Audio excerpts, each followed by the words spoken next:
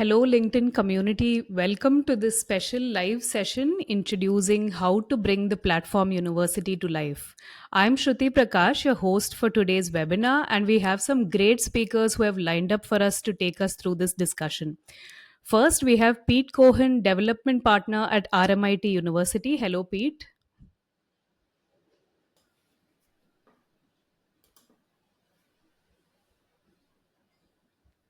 I Sorry, think, Pete, you're on mute. Yeah, no problem. rookie mistake. Thanks, Shruti. Thanks for the introduction. Great to be back. Yeah. We have Peter Thomas, director at RMIT Forward. Hello, Peter. Hello. And Simone Cicero, founder of Boundaryless. Hello, Simone. Hi, everybody. Great to be here.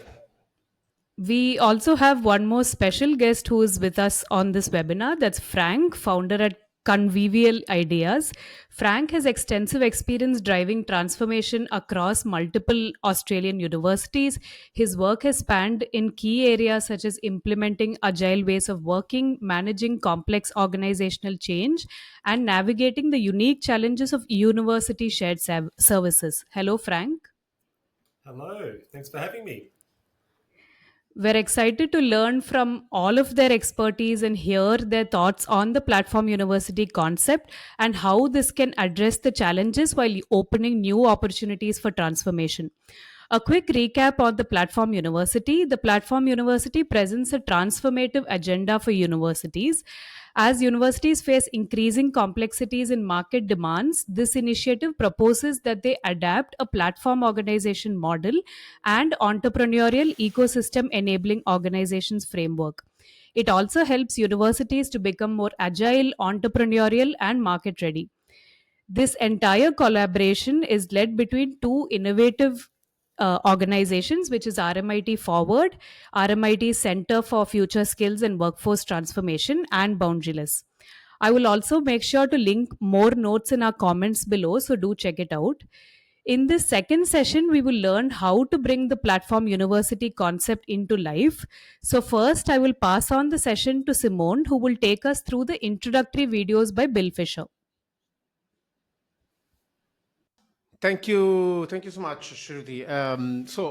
Of course, when we started discussing the platform university topic, it was a no-brainer for me to, come to our my longtime friend, Bill Fisher, with whom I've been exploring quite at large the topic of platform organizations.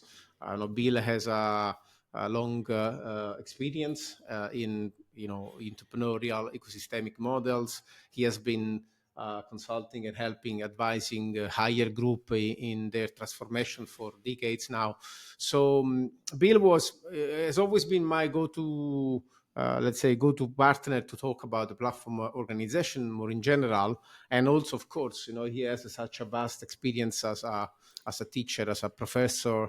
Bill has been teaching at IMD in Switzerland for decades and is now professor emeritus at IMD, and has been joining MIT Sloan in the last couple of years, if I'm not wrong. Bill has a vast experience also how universities work, especially management. So essentially, we had a conversation with Bill, and we have 3 videos now. We're going to start with one on which Bill shares his diagnosis, let's say, of the current situation at most of the universities he has been participating into. So, Shruti, if you want to let the video start, we're going to have a comment after. Hello, everybody. We are so pleased to have Bill Fisher back with us. Bill is a renowned author of books on management, a professor of management, now emeritus at IMD, and currently teaching at MIT Sloan. Would like to start with a quick question on getting your opinion on the white paper content. In the white paper, we try to explain what's happening in the education space, what are the challenges, how things have shifted, and how the educational sector feels like a bit out of pace at the moment. So what is your diagnosis on what's happening in the educational sector at the moment? I've spent 5 decades at least as a participant in this sector. And I thought the white paper was really interesting. I think really well done. And I'm recommending to a number of my academic friends that because I think it addresses an issue that everybody in academics is worried about: the need to move faster, the need to embrace new materials, the need to access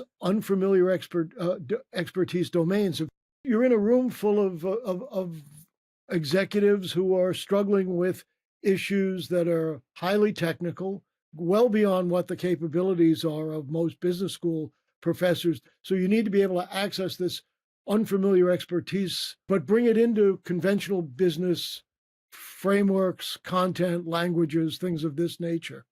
So when I read the paper, the white paper, one of the things that occurs to me is that there's no one university, right? A university is really a universe, aptly so, of different things going on, some which are much more suitable for the degree of entrepreneurship. It's not really the micro enterprise part, it's the degree of entrepreneurship you talk about. And some are less well suited for that. If you look at the periphery of what's going on around most universities, there's already a lot of entrepreneurship taking place, but there's already a lot going on. It's just not unbundled in the way in which you're suggesting, which would help them quite a bit if they did adopt that. So you say universities are all different, but also some activities that happen in a university do not lend themselves very much into becoming entrepreneurial endeavors, but others maybe at the moment are happening as entrepreneurial endeavors, but they're not framed that way. So I can imagine that the entrepreneurial people in universities are having hard time in really doing their job, doing their work, and so maybe a good starting point, maybe universities should recognize this potential and make it easy for people to become entrepreneurial, which means having maybe their own P&L management capabilities, having their own sourcing capabilities, or having their own skin in the game. So what do you think about that? It's easier for some of us to do it than others. In business schools with executive education and micro-credentialing, which you talked about in the paper, it's very entrepreneurial already. Many business schools are moving fast and generating a significant amount of revenue based on micro enterprises. If you go deeper into the university, however, it's harder to do if you're teaching poetry or history or political science. And it's harder to do for a lot of reasons. One of the reasons is that the market demand is probably not there. And I say that with a great deal of sorrow, because if I look around the business landscape, I think that the depth of knowledge of education, probably not knowledge, but the depth of education that you see in many business leaders is lacking, right? And as a result, we see businesses making decisions that are good in the short run, not so good for the rest of us in the long run. I once was part of a group, 2 business school professors, 3 historians, that taught a course on the history of business with the idea of trying to learn lessons from the past in order to project into the future. The dean at the time was a fellow named Paul Rizzo, who was the former and soon to be again vice chairman of IBM Corporation. And Paul said, this is the sort of course we should be doing on a larger scale with executives all over. But of course, nobody's going to come out and pay for a history course when they could take a course in artificial intelligence, or they could take a course. So the dilemma is that there are social needs that I think the university has been developed to meet that will lose out in the end. That's an essential perspective. I think in general, the idea that not everything can be driven by market appeal, at least if we look at this, our universities as institutions to some extent that represent the public interest, at least in part. So I think you're right on the question on curricula.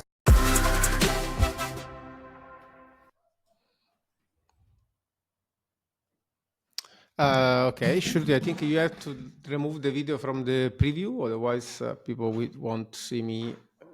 No, okay, then thank you so much. Okay, I mean, Bill is always, very, I would say, very to the point. So I'm sure that you all will have had similar experiences in your professional career. So Peter, maybe you can jump in and comment a bit on what Bill said. Sure. I mean, it's interesting to hear from someone of Bill's stature that, I mean, I'm pretty pleased he read the white paper, which is a great start, and is going to recommend it, which is excellent. I mean, I think there's a lot to unpack there from Bill's comments. So starting from the end, I think he's right. The kind of things that we propose that in the white paper to apply those platform organization models doesn't apply equally everywhere in what are complex organizations. So I think we said in the white paper, the term university covers a whole range of things. So the university that we're in currently at RMIT is what's called a dual sector university, which is, an unusual thing possibly in the rest of the world. So we have an equal balance of academic studies and research and also training. So we train people who do trades. So our university is unlike many other universities, and there are, of course, universities along that spectrum from highly academic to more kind of technically focused. But I guess what unites them all is the environment in which they work, the kind of chaotic poly-crisis environment that everyone's struggling with right now, the globalization, competition, the difficulty finding the right people and searching for new markets are kind of unifying factors. But I guess the other thing is that, for most universities, most things that we call universities, the bulk of the income and activity is teaching. Teaching the people who walk through our doors every day, who deserve our attention and the best possible experience they can get, are the ones who pay the bills.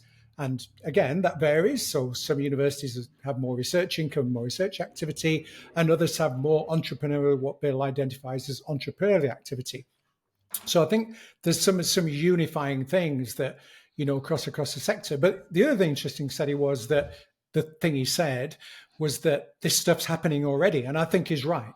There's lots of what might be called on varying degrees of entrepreneurialism that happens in universities. But one of the things that we've observed, I guess, that it often happens in spite of rather than because of the organization that they're in. So we point out in the paper, and I think Bill we'll say later on that, these organizations have remained the same, for quite a long time. And so it would be unreasonable to expect an institution that's been operating in the same way for a long time to suddenly transfer, switch into being something that would look more like a business with all the kind of entrepreneurial characteristics of business and all the skill sets. I was only in a conversation today talking about, how we as an institution maximize our engagement with business. And, we all realize the challenges. You need different kinds of expertise. You need a set of tools that often don't apply in these kind of organizations.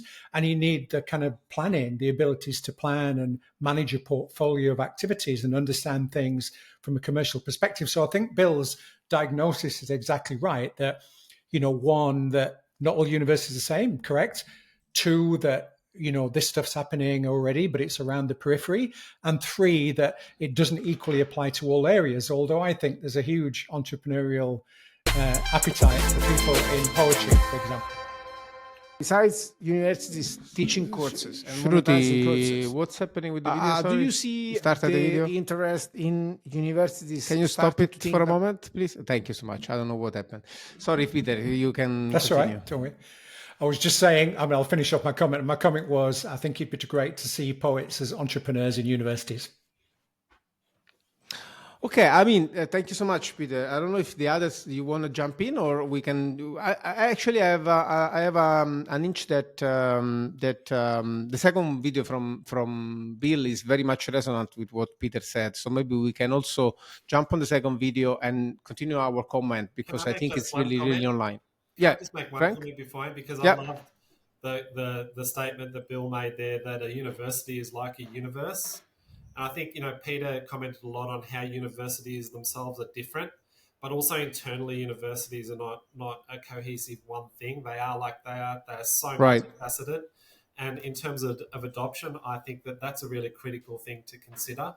It also speaks to why things happen. A lot of things happen around the periphery. Most universities would be so diverse that there would be a place where a platform organization would appeal immediately. but that doesn't necessarily mean it would appeal more broadly for the whole university. So that was some really interesting food for thought for me in those comments. Yeah, I mean, of course, Bill has raised some several key points. I think also, depending on what is your core specialization as as a university, also, that I guess that the nature of private versus public universities, it's also something that we should keep in mind. Shruti, maybe you can start with the second video now.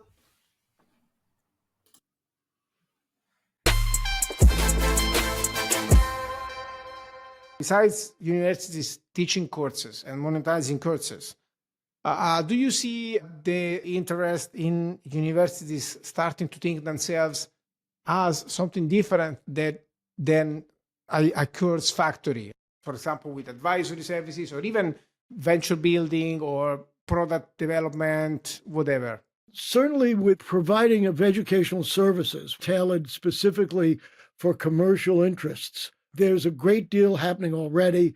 It's easy to do. The resources are pretty much the same. It's something that's already well underway, and it's well supported by both the business communities and the academic community because it's happening on the outside of the school. It's not threatening to the internal dynamics of the institution. And I see it happening not only in business schools, but I see it happening in medical schools, the engineering schools. Most of the consulting relationships that I see tend to be private rather than university endorsed.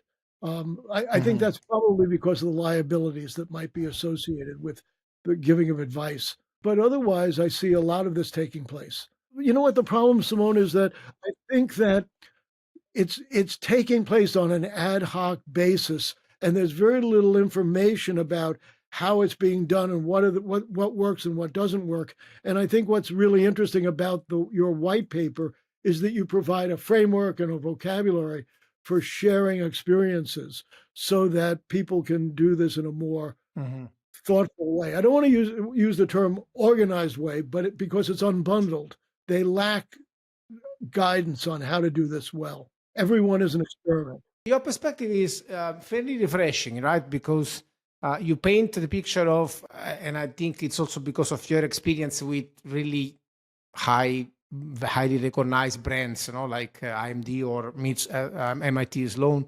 But essentially, you paint a picture that of universities already somehow active, not in an organized way, so they could be more organized, but they are actively producing different type of services.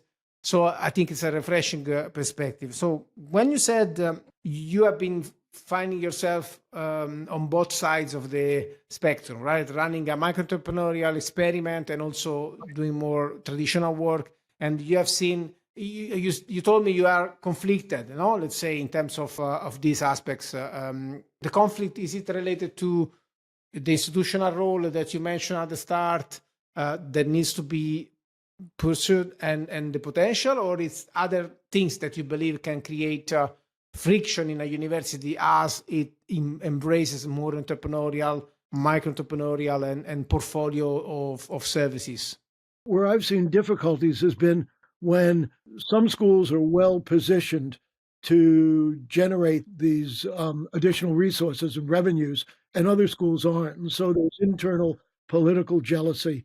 And most universities tax these activities in compensation for its brand and compensation for the buildings and, the fixed assets that are being used. My sense is that we all benefit from the brands of the institution we work with. And there's an equity issue in the sense that part of the university has more difficulty in attracting outside interest. Even if they were really entrepreneurial, they would have trouble attracting outside interest. And so there should be some type of compensation for the fact that without them, the university wouldn't be the university. But I do think that what's been unexploited in the at present is that there's much more opportunity to take coursework, professors, faculty, teaching methods out of the what I'll call liberal arts. history, political science, and mathematics, and bring them into the applied world of business and enterprise management. And that there's a lot we could do with that hasn't been done in the past. I think we've been basically doing the easy things. We've been, following the market. The market wants this, we give them this. But what we could be doing is more interesting, innovative blending of traditional academic insight plus the more immediately commercializable stuff. That means a retooling of the teaching approaches of everyone involved, right? So what we found in business schools is that you just can't take somebody out of a existing undergraduate MBA, PhD program and put them in a classroom of executives and be assured of a satisfactory outcome. There needs to be different teaching methods and different market audience sensitivities. And somehow that has to be mastered. That would be true for anybody you brought into a classroom.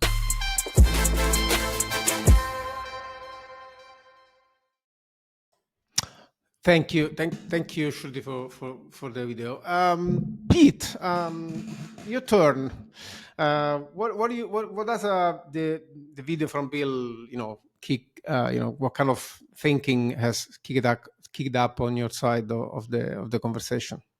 Yeah, just to echo, always so great to hear from Bill, and it's something that's really come to me from the first video, and again echoed there, is around the role of the university and that idea of it being a public good versus something that's just responding to the immediate needs of the market. And I feel there's a real valid tension there. It's something that's coming up in a lot of my conversations with people about this concept, and I think a concern that if pure capitalist forces are left to to run things, then what's going to happen to those liberal arts type degrees or education that perhaps people don't immediately realize they want or need, or that don't have as a direct line to employment, but that form a lot of the fabric of education and society. So it was interesting to hear Bill refer to that, and again, interesting that that's been coming up in my conversations. And as Bill said, there's areas, and I think this relates pretty closely to what Forward's doing, in that idea around appealing to organizations to offer executive leadership, that is very conducive to understanding the market need, being responsive, bringing in experts, and being able to build a business around that. Other areas of what a university does, perhaps not as easy. So yeah, that really resonated with me. But also his point there that there's a great opportunity within that, and perhaps with the way that things are going, where so much is becoming automated, and particularly around technical learning, that experience of someone that has spent the time and energy to learn, or to learn how to teach, is something that will be really valued, and perhaps that presents a great area of opportunity for people who have invested their lives in education to create those experiences where AI and whatnot are going to take care of a lot of the other ways that skills are built and transferred. I think for me, there was also another very interesting point that Bill brought up, is that of liabilities, and more generally the idea that as you move as a university into new business models or new opportunities to bring your expertise and capabilities to the market, you may have to develop certain functions that normally do not exist in a university. Like, again, liabilities are a good example, but it could be also, I don't know, something as mundane as customer support, or maybe logistics, for consulting teams. I don't know, anything that really doesn't normally fit into the picture of a learning organization, a teaching organization, an educational organization.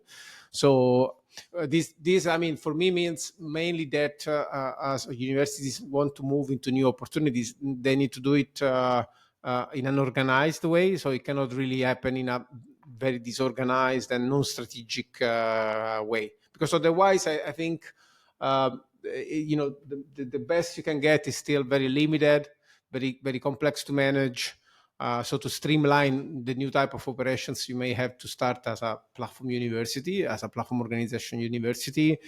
You really need to think through this carefully and build the right structures that enable the these developments. And maybe this is something we can pick up back after the last bit. If nobody wants to jump in, I will go for the third video. I'll Okay. just Yeah. just briefly in response to that, like another thing that Bill mentioned in that second video was around, I guess, the fragmented nature of things, and that things are happening, but it's not, and I'm left wondering, is that sort of the worst of both worlds in a way, that it is happening, but you're not organized enough around it to get the efficiencies from it? But then again, I think, we're probably one of the, RMIT Forward is one of those examples of one of those edge players that is doing things, and I'm glad for our ability to be able to forge our own path. So, I think there's another interesting tension there between do you try and organize things so much that that's just the way it's done, or do you allow for that that variety? Yeah, it's a question. Yeah, good point. Shruti.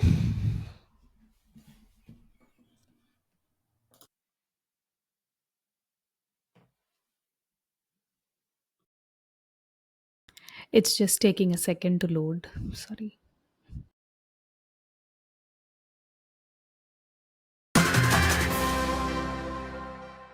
Universities maybe can be platform organizations, platform universities for a knowledge that exists outside of the traditional university realm. So there's a lot that people can teach, and there's a lot that people can change, and maybe cannot just sit in a YouTube video. Maybe it needs to be structured in a way that you can build a sort of educational curricula or process that comes from outside. And so the university become more of a place where this knowledge can be synthesized and administered in a way that is credible. So become more platforms for external players to come and teach to the others. Now you're touching at the most politically difficult piece of the whole story. I think that we're at a point in time in our history, particularly now because of technological changes like artificial intelligence, things like globalization, recognizing that within the university, there's been centuries of debate over these very issues. They ought to at least be included in the way in which we prepare people to take influential positions in the future. Some of the most influential voices that we need for the future are outside of the university. And so if we can bring them in through a platform approach and expose or integrate them into our curricula so that the people that we're working with are exposed to these ideas and exposed to these individuals, incidentally, that would be a huge way of leveraging. Universities maybe can be platform organizations, platform universities for a knowledge that exists outside of the traditional university. Sorry, so I think it was not live. I'm just replaying it live. Sorry, this Riverside is troubling me a bit. Sorry about that. I'll continue. Yeah, okay. Let's repost the video. Okay, thank you. Yeah. University realm. So there's a lot that people can teach, and there's a lot that people can change, and maybe cannot just sit in a YouTube video. Maybe it needs to be structured in a way that you can build a sort of educational curricula or process that comes from outside. And so the university become more of a place where this knowledge can be synthesized and administered in a way that is credible. So become more platforms for external players to come and teach to the others. Now you're touching at the most politically difficult piece of the whole story. I think that we're at a point in time in our history, particularly now because of technological changes like artificial intelligence, things like globalization, recognizing that within the university, there's been centuries of debate over these very issues. They ought to at least be included in the way in which we prepare people to take influential positions in the future. Some of the most influential voices that we need for the future are outside of the university. And so if we can bring them in through a platform approach and expose our or integrate them into our curricula so that the people that we're working with are exposed to these ideas and exposed to these individuals, incidentally, that would be a huge way of leveraging the knowledge available outside of the institution. I mean, I think of Darwin, right? Outside of an institution, but changing the world. Politically, we treat people from outside the institutions less well than we do people inside. I think that we're at a point in time where knowledge is less important than learning. How you learn is more important than what you know, okay? Many of these entrepreneurial ventures, if I look around at least my world in business school, many of these entrepreneurial ventures do very well, is that their expertise is as much in how you learn as it is in what you know. But if you could bring the two together so that you have deep pools of knowledge from even from unfamiliar sources and put them into a platform experience where the learning is more effective than it's traditionally been, then you're opening up huge opportunities for students, for institutions, for practitioners, for the people. You know, I mean, it seems to me that it's a sort of win-win-win situation. There's this ongoing debate. Do you need to have a PhD to teach business? I always feel that the answer is it doesn't hurt to have some expertise in how you organize thoughts, right? You want people with thoughts in the classroom, but you also want people who provide skills in frameworks and vocabulary so that those experiences can be generalizable. And I think that part of the role, not all the part of the role of an existing business school faculty is to do that, is to be able to create the makings of a effective conversation among the people in the room. The university is actually becoming platform universities. So, and in this process, as the university moves away from managing knowledge and administering it to people into more thoroughly embodying the process of learning and transforming it into a support service, support platform for others to build, I think this is a challenging perspective for universities, just because it pushes them to really be what they should be. So for 2 years, I was the president and dean of a business school in China. The organization was small. We had a couple hundred people, and we were able to move relatively fast. And we were able, I think, to serve as a platform as you describe it. And the result, I think, was a very unusual curricula where we were actually operating in the way you wanted. And it was fascinating. And today the school has grown to be quite successful. The white paper talked about the addition of overhead. More and more of the population of the school was people who were not faculty and not even in customer-facing positions, but people doing other stuff. And I hear that comment everywhere I go, where people turn around and say, look, we're hiring here, we're hiring there, but they're not faculty there. But those people are important. If you want to build a platform organization, measuring overhead may be the wrong measure because it's the overhead that leverages the skills that you bring in on a temporary basis. I'm a big believer in what you're saying about making universities more dynamic, more entrepreneurial, but I don't want to, I'm reluctant to give up the knowledge creation and development part of the business. Who's going to do that, right? Who's going to create the next generation of, if we don't call them professors, if we call them facilitators, which I think is really their role, who's going to create that next role of facilitators? It's the interpretation of experiences into lessons that are generalizable and can be shared with a broader range of people. Thank you so much, Bill, for your insights. I think our audience will definitely enjoy it. I hope you enjoyed the conversation as well. You know, Simone, it's always nice to work with you. Thank you so much. Okay, thanks. Good, good. If you can remove the video, that would be fantastic. No, Riverside today is having some hiccups. Okay, I mean, this video from Bill was a bit longer, so lots of insights and also stories, personal stories. So, Frank, I'm sure that you have lots of stories to tell about, helping universities to develop this capability to explore and enable. So, what's your take on what Bill said, and maybe you can kick off a little bit longer conversation as we move into the closing of this webinar, to discuss more practically on what's your feeling about that.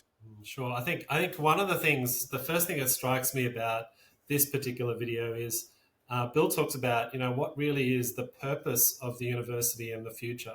In the past, universities were harbingers of all the knowledge. The knowledge came out of the university, and now he's talking about bringing the knowledge back into the university. And that's a fundamental shift. Universities of old, the first thing they would do is build a library, and the library would hold all the books, which would hold all the knowledge, and that would bring people there. But that's not the world that we live in anymore. A lot of the knowledge is now outside of the university, and that perhaps is a bit of a reasoning for why a platform university might be a good model into the future, because it enables that kind of new model of interacting between the university and the rest of the outside. I'm one of those people that have never been one of the faculty, and so I've always been in a central IT organisation within a university, and so it's kind of refreshing to hear Bill's views on that. Things that I've seen a lot of those things happen, perhaps from the other side of trying to deliver those services, trying to deliver valuable services that actually make it to the academics for teaching and for research. So I think that that idea of that the university still allows us to build knowledge, to understand and evolve knowledge, and that makes it a really great entrepreneurial and maybe entrepreneurship in the broadest kind of sense of the word organization. Has great potential for that. I think is interesting. In a very, very large organization, I guess one of the things that you need to kind of consider is where would you introduce that? So if our purpose now is about encouraging that, bringing the outside in and encouraging us to help make sense of that and validate that and teach people how to learn, which was the other thing that kind of Bill underlined as being that really important thing that is not done elsewhere, or is more difficult to do elsewhere, then how do you bring that in? And so those items working on the periphery, they do occur in universities, but I think the really interesting thing for like a platform university would be to say, well, what are the mechanisms in which we can like metastasize this inside a university so it actually takes hold and grows out and becomes something larger, because I think that's kind of the key. There are two different aspects. There are those things that already happen around the outside of a university. I think universities have always been really good at trying innovative things, and experiments happen all around the outside of it, but it doesn't actually impact that kind of central part of what the university is. And as that last video points out, that has shifted quite a lot in the modern world. That the university needs to shift to allow that. So my work recently has been around mainly around agile transformations within universities, and critical success factor to implementing a successful agile transformation in a university, I think, can also be extended to any other model of the university working, which is that if you just have agile teams within IT, then it's going to be successful only so long as you've got the CIO there that supports that. If you want to have an agile transformation that goes more broadly, you need to go out and you need to not just you need to have your initial experiments obviously somewhere, but you also need to have a plan for how is that going to get into different parts of the organization, how that's going to spread to actually sort of take over and create a viable way for the whole organization to work. So they're my initial thoughts. And it was very, very exciting to listen to Bill. I think some really great food for thought in what he had to say. Peter, do you want to jump in? I think Bill's comments about the kind of administrative bloat that, he identified and, I think everybody knows is true. I mean, I think he's right. You need folks who are going to be able to manage, facilitate, coach, and support the people who are doing the kind of things that we've been talking about, the kind of autonomous entrepreneurial teams and the integration with, a wider group of stakeholders. But I guess, as we say in the white paper, there's one of the examples that's always quoted, and so do we, is Buurtzorg, the healthcare organization in the Netherlands that, has a very small central team of folks supporting a whole range of people. It's kind of 50 people in the back office supporting thousands and thousands of, frontline workers delivering healthcare. And that's because of the thing it links to is, and I guess this all rests on, as you just touched on, Frank, it's about culture change. So there has to be a significant shift in culture to enable any of these things to be successful. So you can go off, and folks listening can go off and read the Buurtzorg story, which is referenced in the white paper about how they turned that situation around and the degree of difficulty and what happened, interestingly, when they tried to embed it in other organizations, healthcare organizations around the world, a kind of Buurtzorgian model, which consists of empowerment of local teams, a small and highly professional and dedicated team of back office folks, and then technology platforms that support the whole thing. And that's, part of the thing that we talk about in the white paper is this is not just change for change's sake. All universities operate under a social license. Their primary mission is to educate and change people's lives and therefore change the world, and to educate people. But I guess the kind of thing that we're interested in doing is how do we better fulfill that mission in an era where things have changed from when the mission was first, the social license was first created. So I think Frank's point about there's a stopping point if you don't change the culture and socialize this stuff and provide good examples and a whole range of other things, toolkits, guides, coaching. These things stall at the first hurdle. And so I think that's there are many other difficulties, but I think one of the biggest kind of barriers to this stuff is culture change. But I don't know, Pete, if you want to jump in, but I was wondering if we can, let's say, also demystify a bit the change. So I fear that the message that comes out is a message of, it takes a lot, you have to watch your steps, but maybe there are ways that universities can explore new opportunities in an agile and in a, I would say, pilot driven way. That's essentially what we do with organizations when even large organizations, even corporates embrace platform transformations, essentially moving from top-down management models into enabling distributed, autonomous, self-managed experiments and units. We always do pilots, right? We always do assessments, maps, and then we understand where in the market and in the organization you can explore, you can test, and then we run pilots, we run experiments. So Pete, what do you think about that? Is it possible to do this without losing the university's mind around a massive change, or maybe doing more experimental pilot-based experiments? Yeah, for sure. And I think we touched on this in the last webinar, in that, RMIT Forward is a living example of such a pilot. And it touches back on something that came up in that third video with Bill, that idea of, a network structure enabling to bring the expertise outside the organization and give access in that way. And I think one of the key points there to your question is that by attracting and enabling a network and an ecosystem, it doesn't involve hiring, 50 or 100 people to do that. So I think that is reflected in RMIT Forward in the sense that we do have this very, rich, impressive network of industry fellows around the world. and there is a very reciprocal relationship in terms of, from the university side, RMIT Forward seeks to provide value to our fellows in various ways, and the fellows in turn, provide value back to the university, and collectively we seek to provide value to the community and to the market.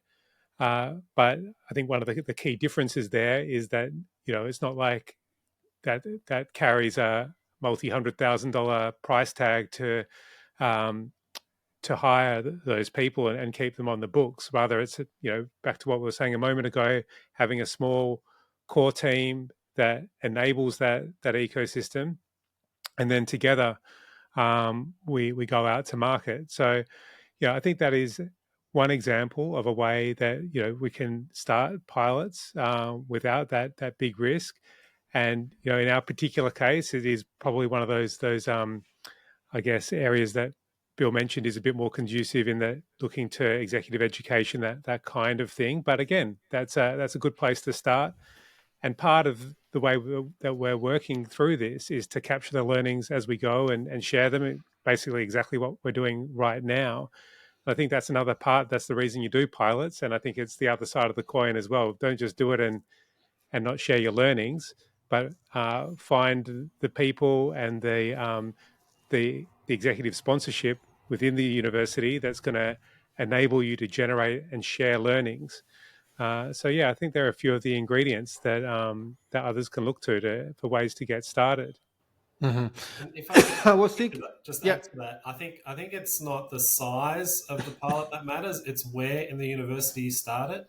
You need to start it somewhere where it can grow and expand. And I think that's the critical part, right? So you RMIT Forward, you've been very specific about where you start it and who you're working with and how you grow it to enable it to do that. It's not on the peripheral where it's just going to go to the side. And I think that's a critical thing, is like be specific about where you start that change happening. There's very few opportunities within universities to have whole of organizational change, right? So unless the university is at kind of standing in front of the abyss, they don't just change as a whole organization.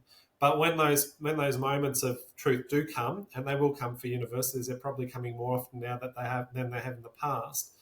You want to have models there that the university can adopt. So, like if you have an RMIT Forward there that has grown slowly, and something comes about that forces a change in the organisation, you've got a model that you can adopt internally.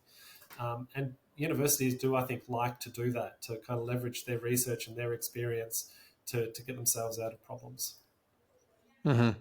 I was thinking that also following a comment from Tim Castell on the LinkedIn webinar streaming, he was pointing that a lot of the let's say knowledge and skills that currently live into the business schools would need to be pushed and distributed across all the universities to create these entrepreneurial hubs.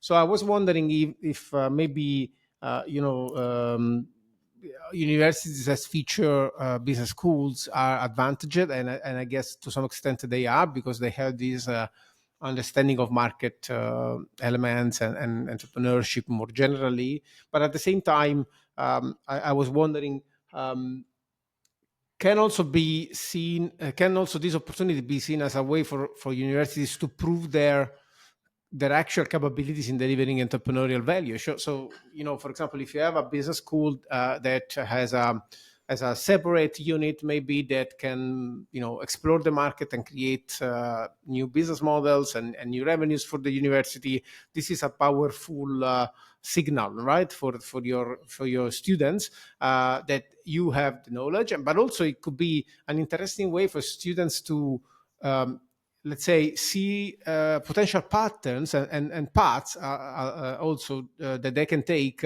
as they become students first, and then maybe they get their their education, and then maybe they have also an opportunity to join these market oriented initiatives so that they can prove their capabilities and their skills on market related projects. I think last bit I wanted to bring back to you all the importance of partnering. So the image that I get for a university to really explore these opportunities is pointing me to the need to maybe create new units that are maybe they can manage their own liabilities separately from the actual educational purpose. And these new units really need to have partnering capabilities. So they really need to be ready to partner, because it looks like also from what Pete was saying that in the forward experiment, for example, a lot of the value that you are seeing comes from cross sector partnering. So what's your take, all of you, if you want to jump into partnering and creating separated units? Yeah, I think partnering is incredibly important. I mean, I think we know that, universities like ours and like others have got many partners. They're, as Bill points out, they're complex places with lots of employees and lots of activity and many faculties and schools and departments. So, you would expect there to be partnerships. There are very few, even the Faculty of Poetry, that doesn't have some kind of partner somewhere, that they link with. But I guess the issue is not so much the partnering, but about the kind of strategic partnering, and then therefore for the university, the skills to be able to do that. I think a lot of partnerships are developed by folks who don't necessarily have the kind of skill set, as you mentioned, that a business school would have in order to be able to strategically manage partnerships. And to return to your question about do institutions with a business school have an advantage? I don't think so particularly. I think business schools are, often very incredibly successful because they do, as Bill points out, deliver executive education, which is in demand in the market for a long time and will continue to be in the future. But part of the problem is that institutions are incredibly siloed. So it's not necessarily true that the expertise that you have at a business school will leach out into the rest of a big institution, nor will it be actively exploited necessarily. It's usually kept within its own silo. So I think you're right to identify partnering as a key issue, but I guess it's about kind of developing the skill set for these smaller units that play on the edges of markets and on the edge of the formal university structures to be able to execute on those partnerships effectively, which implies that, further back in the university, there has to be a recognition that, partnerships come in different shapes and sizes and for different purposes and need to be handled in different ways. But I think you're right. We have to partner effectively to deliver all of these things. And in the kind of version of the platform organization and therefore the platform university, those skills are paramount in order for those small autonomous entrepreneurial units to be able to manage and deliver the best out of the partnerships that they make. Mm-hmm.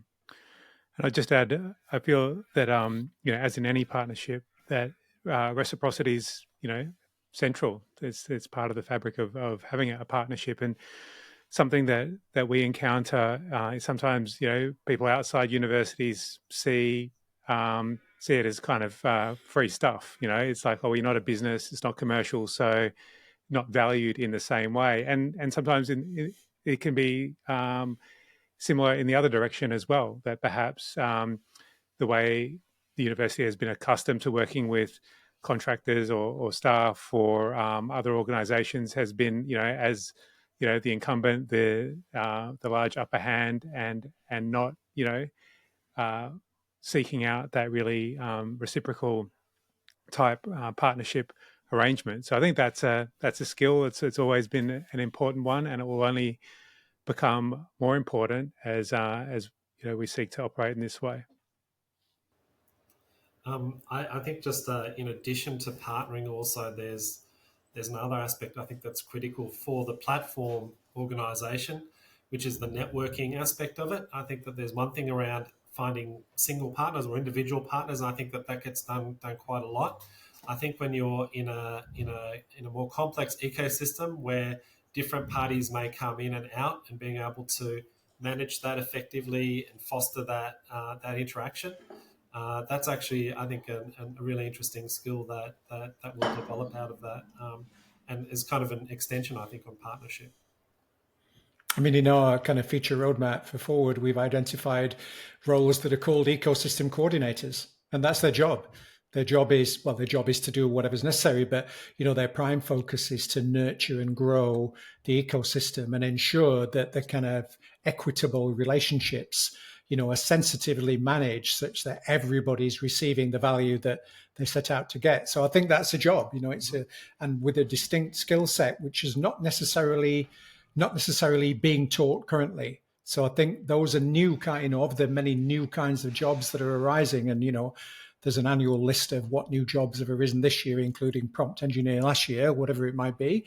One of the newly arising job categories is ecosystem coordinator. I think it's in, and that's been common practice in business, kind of ecosystem-based businesses for a long time, but I think it's coming for universities, and it's certainly coming if you want to operate in the kind of platform university way that we're talking about, to have folks who do this, and manage all those relationships in a highly effective way. And I think coming back to your culture point from before, Peter, I think that there'll be many parts of the university that will be kind of easily attracted to the idea of being able to separate out and work in smaller groups. But it's really important to also furnish them with the skills and the capabilities that they need to be able to do that effectively, because it's with the freedom also comes responsibility, right? So it's not just you can go off and do whatever you want. It's you need to actually do that in a really good, cohesive, entrepreneurial way, in a way that can bring about growth and foster new ideas. And I think that requires a bit of skills development at the same time. And it certainly needs a bunch of coaching. So, of course, the skills development, primarily comes from being coached by those who've done it. I mean, it's one of those things. Yes, you could write a guide or a handbook or an operating model, but actually some of it is the kind of coaching element and the guidance of organizations that have been through this kind of transformation and understand some of the nuances of it. I don't think it's a checkbox exercise. I think it requires a whole load of, significant thinking in order to be able to execute on this stuff in ways that are successful. So yes, absolutely. I think it's skills, and those skills are probably best acquired through, coaching by folks who understand it. Yeah, I was thinking that as a recap, what I feel like it's a future for universities where, first of all, they need to understand what their capabilities really are and how these pieces can be exposed to the market. So I think Bill also brought up the point around unbundling, which is really clear. So make an effort to understand what are the value elements that there are inside the universities, package them as products essentially, or as consumable capabilities, or something that you can interact with. So try to essentially understand what are the interfaces to the value and capabilities that exist in the organization. Otherwise, if they're buried under tons of bureaucratic, let's say, overheads, even if they're valuable, there's no way they can be used from the outside or can interact with the outside. So some sort of APIs, let's say, some sort of clear interfaces that expose the capabilities inside the organization. And then, create easy ways for partnering to happen. So it can be maybe a daily, of course, that there is an effort that you have to put together to weave those ecosystems, as Peter, you said, with these roles of ecosystem organizers and ecosystems facilitators. But over time, I think the idea is to create something similar to a partner portals or partner initiatives where external partners can really understand what's available and engage easily, with clear avenues, clear contracts, clear understanding of liabilities, how to manage those.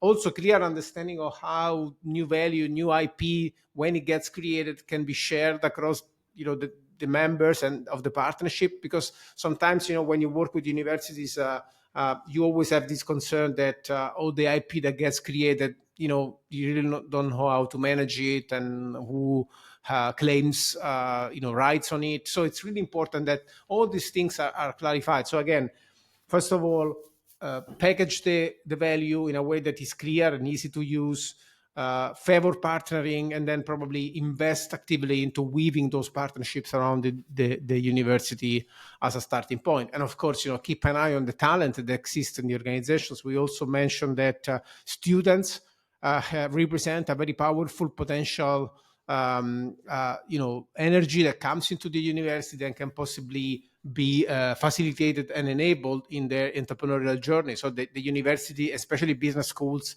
can really become maybe platforms for students that want to test their own capabilities to reach the market and may enjoy some help and potentially the university can have some returns. And of course, actually, there are lots of universities that do startup centers and these type of things. But again, the idea is to really make them maybe sit on top of the university core capabilities, not just giving people grants or facilitating their helping them business model the next venture, but actually giving them the possibility to leverage on the massive unique capabilities that exist in the organization. I can think of, for example, scientific universities where maybe you can have very key scientific advancements being produced inside the university and maybe facilitate the go-to-market by leveraging the energy that students can bring in. So that's a few things that I was thinking about. Maybe we can have a final round wrap up if you like. Can I jump in on that? Just Yeah. In terms, I actually think what you were talking about then is not so much the unbundling, but the rebundling and the architecture for rebundling those services. Because I think, we've been unbundling for a decade or more, or trying to in different kinds of ways. When first open source learning materials became available online, and people jumped on and said, we're going to rebundle those into our courses. But I think what hasn't happened is putting that content back together again into a meaningful thing that, as you were talking about then, can create something more powerful for learners. And so it's actually only as you were describing it then that I thought, maybe that's where the platform university can provide an architecture for doing that through those APIs, through those ways of connecting those pieces together, and then actually allow people to reconnect those things in a meaningful way. Micro-credentials was mentioned earlier on. And so often micro-credentials are offered as, just another learning experience. It's more like a product in its own right, rather than that unbundled component that can become really powerful and integrated into many other places. So so that was my reflection on what you said then, Simon. Thank you. Peter, anything else you want to add? Yeah, no, I think it was really interesting to hear Bill's. I've read things that Bill's written, of course, but it's interesting to hear his kind of perspective on it from a particular kind of perspective. And I guess he sees the world through the lens of the business school, which is where he spent most of his career, which is interestingly much closer to the market than, many areas of, universities. But I think the view from different parts of big institutions, looks very different. So I think Bill was hyper aware and obviously understands the theory behind this stuff and has had a different kind of experience. But, the view from a different part of the university, as I guess represented by Frank, who, as he said, isn't in an academic role, sees things from the perspective of the kind of systems and that support how the university works. The views are very different from different places in what are big and complex organizations. But I think it's interesting. And I think what we're going to go on to explore as we move along with this project, apart from anything else, is, trying to get the best possible 360-degree view of where the kind of platform organization models can best take root. I think that's it. And the answers may be surprising. So we've seen it from Bill's perspective as a business school professor and all the things he's done, and the startup business school he launched in China, which is a very interesting place to do it. But I think there are lots of other interesting perspectives that we can harness. I guess we'll go on and explore those as we move on. Thank you. Pete, do you want to add any bit? Just that it's been great to continue this conversation. Thanks for lining up the Bill's input. That was really exciting. So look, I'm just looking forward to learning more about this as we go and speaking to more people. And I think the thing that I'm taking away from this conversation today and from Bill's thoughts is around something around the essence of what a university is, its purpose, its history. I loved those ideas around knowledge being less important than learning, and how you learn being more important than what you know. And I feel like there's some competitive advantage in there to harness and to differentiate from everything else that's out there, while also moving quicker, getting closer to the customer, being more responsive, and ultimately more sustainably profitable. So, there's a really interesting tension in there that I've been awakened to through this conversation, and looking forward to exploring more. Thank you. For the people listening to this, stay tuned on our channels at Boundaryless and RMIT. We're gonna, push the webinar recording with some wrap up of the key ideas we discussed. Thank you, Shruti, for managing the streaming and everything else. Thank you so much. Thank you, and sorry about a couple of the glitches. Yeah. No worries. I mean, we are used to with technology glitches. That's what technology is all about. Yeah, we still have a little bit more to go, so that's good. Yeah. Thank you so much. And for everybody else, stay tuned. Thank you so much, Peter, and Frank, for your contribution. Thanks, Simone. Thanks for having us. Thank you. Thanks, everybody. And for the listeners, thank you so much.